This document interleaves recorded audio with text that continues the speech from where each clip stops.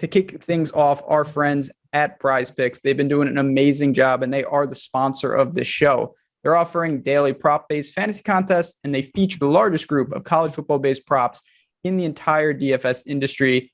They've got some big promos going on for the Georgia Clemson game this weekend. It's a no-brainer, literally. Use a no code Awesemo CFB. Place an entry on Georgia versus Clemson, and if 1 point is scored, you're going to get a free $50.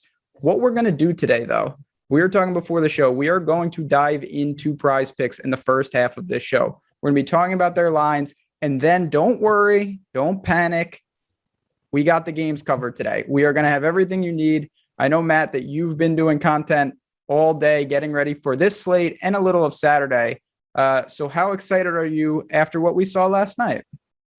Last night was pretty fun. Ohio State looked a little bit worse than I was anticipating, but I pushed my bet positively. That was a little bit of a scare, but I'm really excited for more football tonight. I like some of the rivalry games we have. UNC Virginia Tech's fantastic. Oh, yeah. I'm kind of a little bit of a sicko. I'm excited for this Kansas game. I want to see what their new offense looks like under their new coaching staff. So, you know, that's usually where I sit.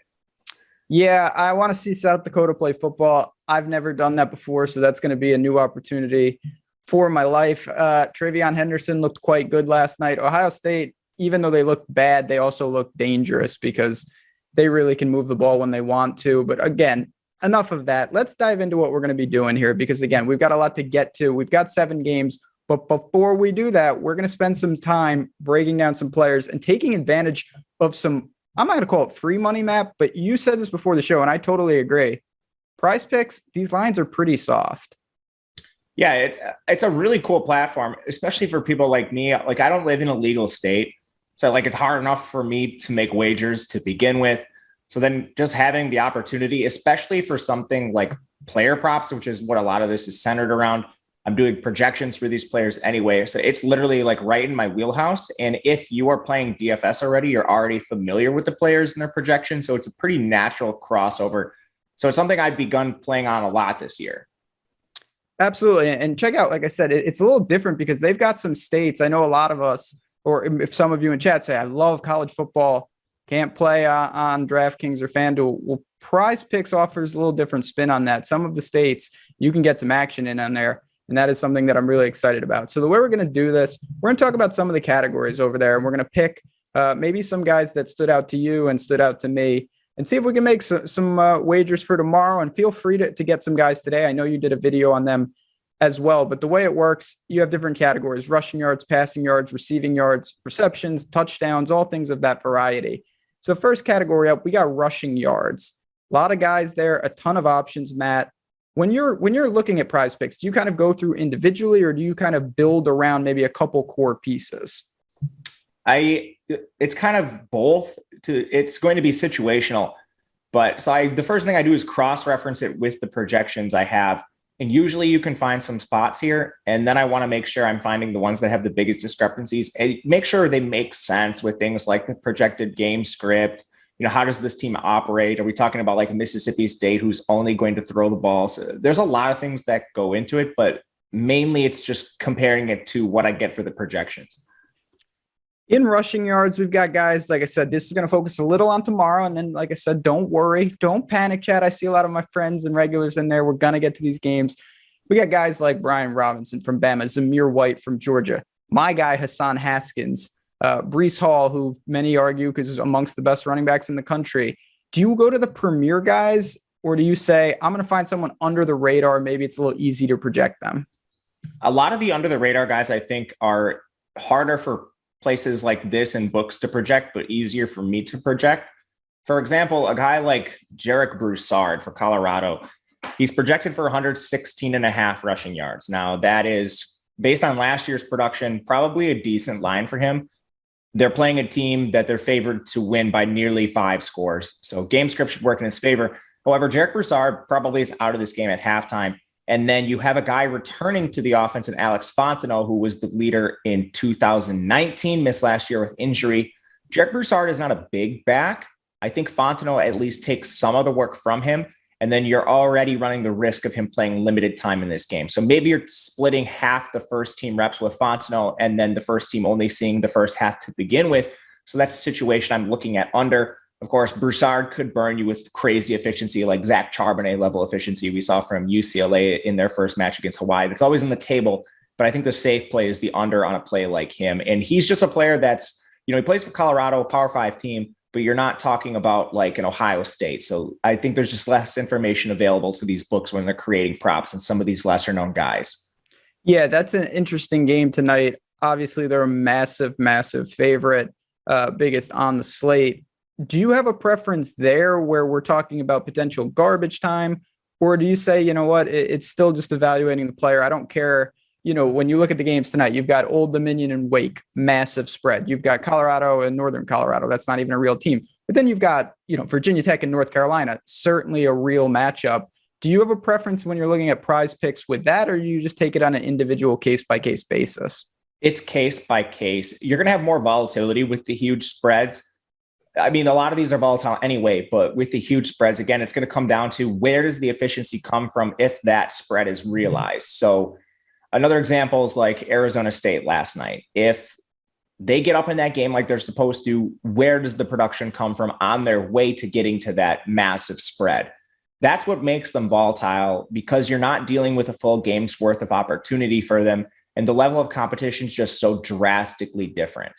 In those situations, I tend to look towards the run game. The quarterbacks usually don't have to throw the ball as much as they're playing with a lead. But in the Colorado situation, you're dealing with a player in Fontenot who's back in the backfield that we didn't have last year, which isn't really accounted for in this line. All right, let's move to the next category. Let's go to passing yards. We've got some big names tonight, and it's all merged into one. So we're going to talk a little Friday, a little Saturday, and then we're going to get the scoop on the DFS side for tonight. You've got a guy like Sam Howell, 304.5. Then you got the big name single callers. We want to see what Bryce Young's going to do tomorrow. Spencer Rattler, 345.5. Poor Tulane. We'll see how much they run it up. And then your boy, Graham Mertz, 172.5. A little pedestrian. Anything stand out to you when you're looking at the passing yards? And is this one of the categories that you like to kind of target?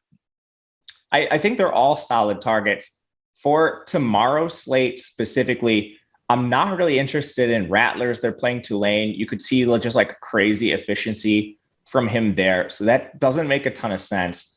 Some of the other options I think are interesting, like KJ Jefferson for Arkansas against Rice.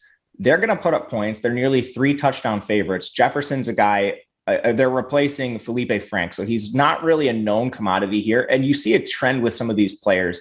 The guys that aren't incumbent starters, they're using some semblance of like league average pass stats to project them. And when you have a guy like KJ Jefferson, who's projected for around like league average efficiency stats to create this line, I'm guessing at least that's what it seems like, because there's a trend with it across the newcomers. You have a situation here with a high-powered offense in Arkansas facing a step down in competition in Rice. Like KJ Jefferson could just blow this line off. I mean, I think that I'm on your side. Arkansas is one of my favorite bets of the week.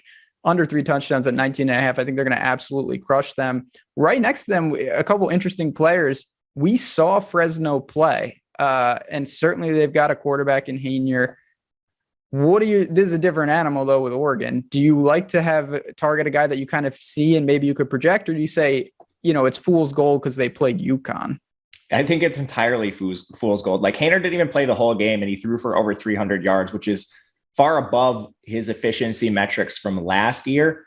So I think you're probably looking at under there. The strength of Oregon's team is their defense and like their run game.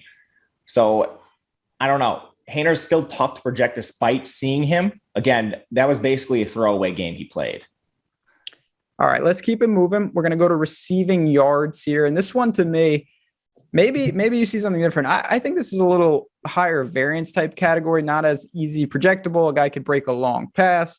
Certainly these offenses are pretty dynamic depending on the spread, but there are some big names that I want to ask you about. The first one is Justin Ross, who returns for Clemson tomorrow, 79.5 receiving yards. Are you in more of a wait and see mode, or do you think that Ugalele is just going to go right to him?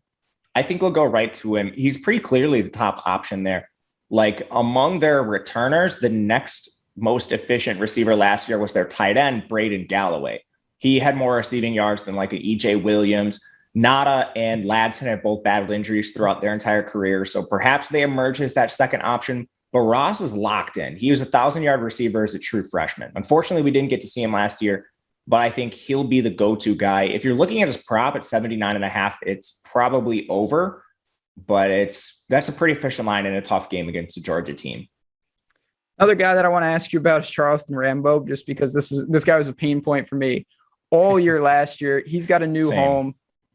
What do you see from Miami in general? And I know they're in a tough spot. Is he someone for the receiving yards that you potentially have your eye on, or is it another pass? I like Rambo. We know Miami's going to have to throw the ball, nearly 3 touchdown underdogs. I think there's a chance he's just a better receiver than Mike Harley. This Miami offense has not been graced with fantastic receiving talent of late. Like Mike Harley's basically just a small little slot receiver. Like you remember the days when Braxton Berrios was there. He's like a little Braxton Berrios clone. Rambo is at least like a big receiver, outside receiver who's going to make big plays. With a 48.5, I think there's a chance he's just simply the best receiver Miami has. And I mean, they're going to have to throw it. It's not going to be easy against Bama's defense, which I think is a strength this year, but looking at the overs, probably where I would lean there. Let's talk about a guy tonight. It's the first game. And again, we're going to dive into all the plays, but one of the big storylines is certainly UNC. And they've just lost serious players, both in the backfield and on the outside. Khafre Brown is one of the few guys that maybe you can point to that Howell might link up to. Do you think that he takes a step forward tonight? And is he someone you might lean over to? So Khafre Brown was interestingly listed as a backup. Their starting lineup was projected to be Emory Simmons, Josh Downs, and Antoine Green. That was released by the team. Like Khafre Brown has never really emerged when injuries have occurred. And we've seen Bo Corrales go down at times. When Corrales was down last year, they split time between Emory Simmons and Khafre Brown, and then Josh Downs kind of emerged towards the tail end of the year. Antoine Green is a guy that they've had on their team for a while. He was actually kind of like semi-productive in 2017, 2018, but then he took a backseat to Daz and Diami when they came to the program. So he's a veteran, and Khafre hasn't really shown a ton. When you have Emory Simmons listed as a clear starter and Khafre Brown listed as a backup, and you can get a better line on the over with Simmons, I would rather take him than Khafre Brown. But I think you can correlate these a little bit. If you go under on Khafre, over on Simmons, that's something you could possibly do. Or, you could correlate this with Howell if you like the over on his yards, which is also something I'm trying to do with some of these props. Is that something you're looking at as well, just like correlating? So that's exactly what I wanted to ask you as we kind of go to this next category with receptions as well. You mentioned, say, KJ Jefferson. Well, one of the guys that I'm very high on in life is Treylon Burks. So if you think that he has a big game, do you look to that? Because to me, it makes sense. I mean, that's kind of like a correlated parlay in a lot of ways and a pretty easy way, knowing that if they rack up the passing yards, a lot of it should go to one of their premier receivers. Yeah, I do like that. And I think you can even take some like negative correlation too. So I think one that makes sense is going under on Jarek Broussard and then over on the passing yards for a guy like Brandon Lewis, their quarterback for Colorado. Again, like I think most of these unknown quarterbacks are under projected. We don't know anything about Brandon Lewis, but we know that he's playing a cupcake opponent in the FCS team. He could easily eclipse his prop, and that is directly correlated with Jarek Broussard's under. And now, again, that one is super volatile just because of the level of competition, but you could parlay that into other situations. Like this isn't listed on PrizePicks, but like Wisconsin, for example, if you were going to do like under Graham Mertz over Ches Malusi, he's the running back there, that would make some sense. And those are situations I would be looking to correlate to. A lot of ways you could take advantage of that. That's one of the edges that we've got over here. Question from chat. It's pretty general, but it's worth talking about. Then we'll get to the last couple categories, and then we'll dig into these games. How do you interpret blowouts in college? Because particularly with running backs, it's going to result, of course, in more carries. But as the question says, does it just mean that the position is so diluted, they're going to run, 6-7 guys all with 5 carries?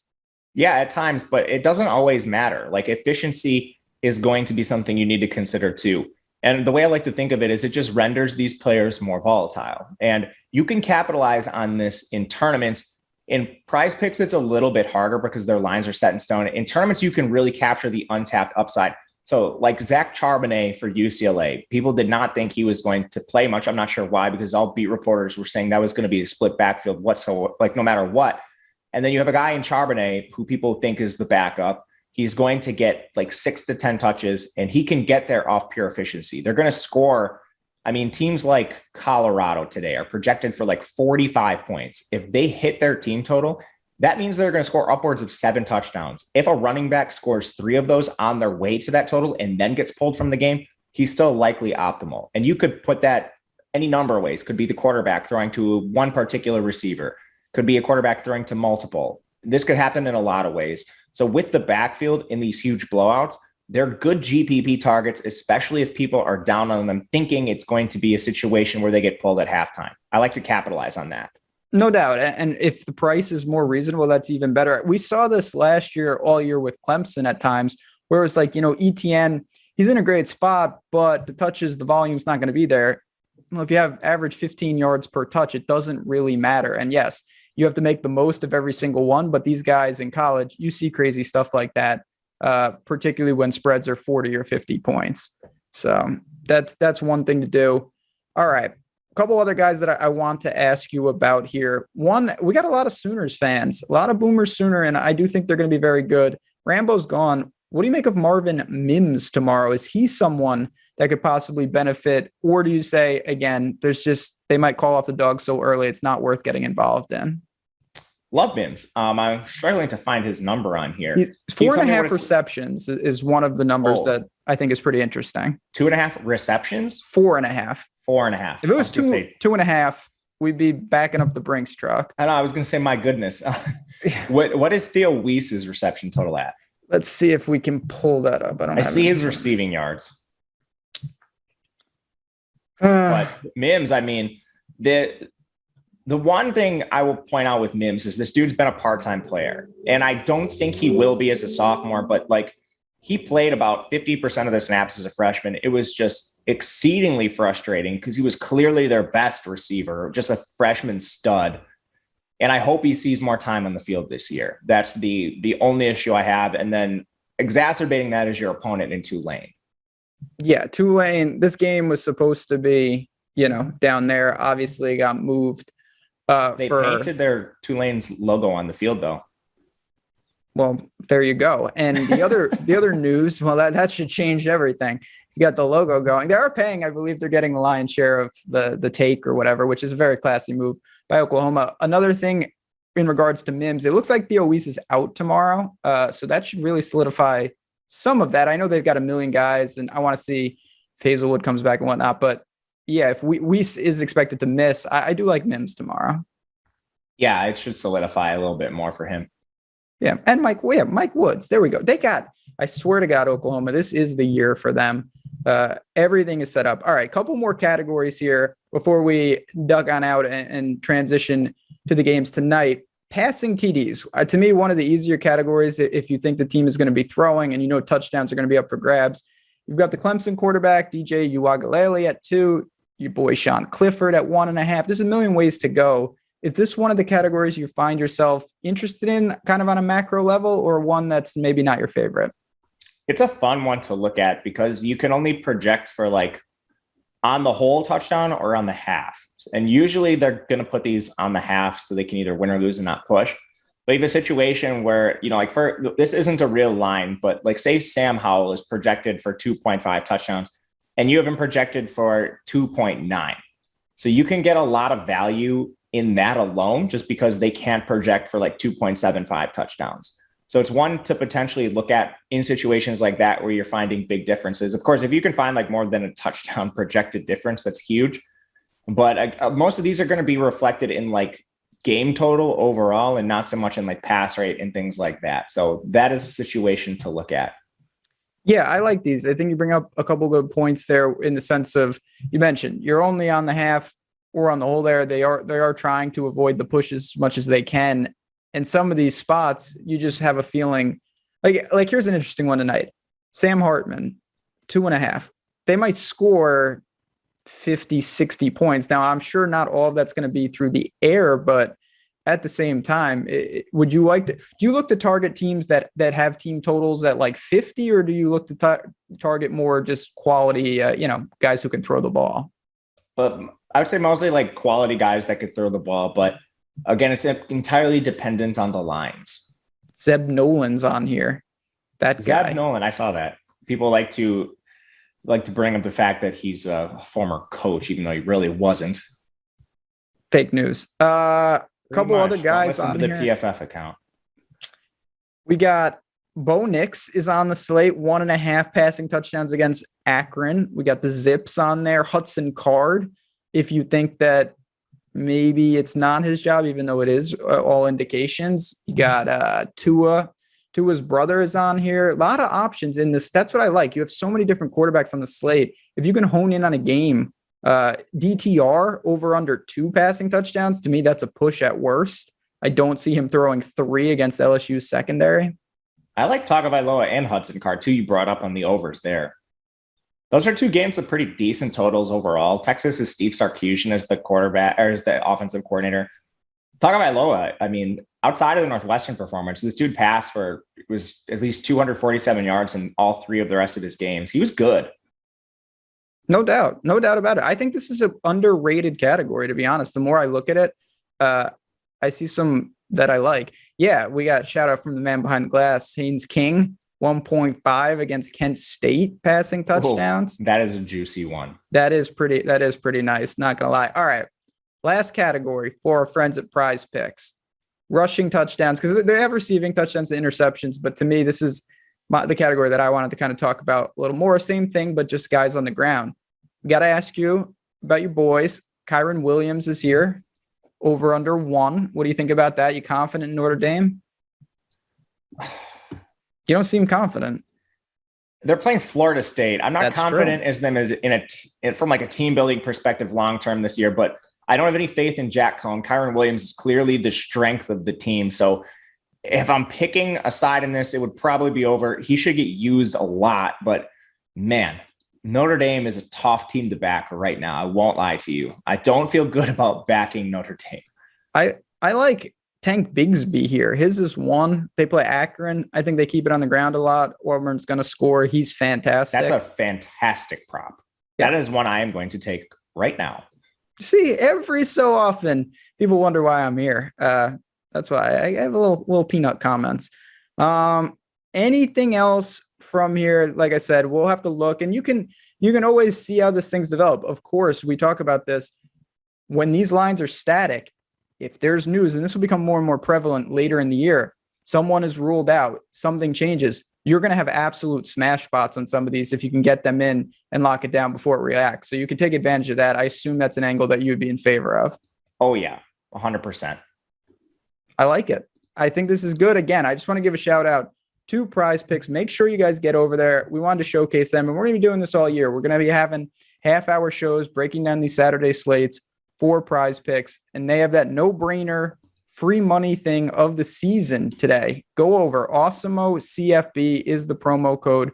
You place any entry on the Georgia versus Clemson, and if 1 point is scored, you get $50. There's no reason to not boost that bankroll by doing that. So prizepicks.com. If you have any questions, you can always go to support@awesemo.com, and we will take care of you guys.